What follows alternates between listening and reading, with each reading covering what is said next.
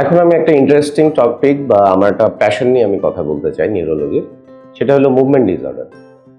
তো আমরা সবাই জানি যে আমরা নিউরোলজিতে বিভিন্ন রকমের ব্রেন এবং নার্ভ রিলেটেড রোগীর চিকিৎসা করে থাকি এবং দেখা যায় আস্তে আস্তে আমাদের নিউরোলজিটা আরো স্পেশালাইজড হয়ে যাচ্ছে।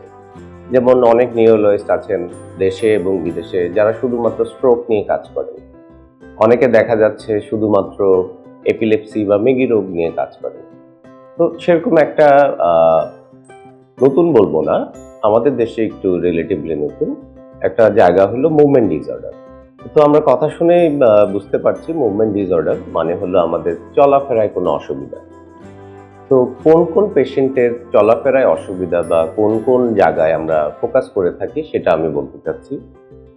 দেখা যায় যে অনেক মানুষ হয়তো একটু বয়স হয়ে গেলে আমরা খেয়াল করবো যে কারো হয়তো বসা অবস্থায় হাত কাঁপছে, অথবা হাঁটতে গেলে খুব ধীর গতি, উনি একটু ঝুঁকে হাঁটছেন, এসব পেশেন্ট।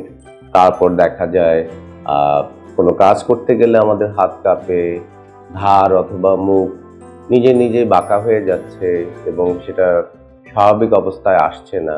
এইসব পেশেন্টকে মুভমেন্ট ডিসঅর্ডারের বড় টার্মের মধ্যে আমরা রাখি। আমরা যেমন পার্কিনসন ডিজিজ বা ডিস্টোনিয়া, হেমফেশিয়াল স্পাজম, উইলসন ডিজিজ, এরকম অনেক রোগ আছে যেসব রোগের চিকিৎসা মুভমেন্ট ডিসঅর্ডার স্পেশালিস্টরা ফোকাস করে অথবা স্পেসিফিক করে দিয়ে থাকে। সামনে আসছে ওয়ার্ল্ড পার্কিনসন ডে। আশা করি আপনারা আমার পরবর্তী ভিডিওটা দেখবেন, যেখানে আমি পার্কিনসন ডিজিজ সম্পর্কে আপনাদের একটু বলার চেষ্টা করব। ধন্যবাদ।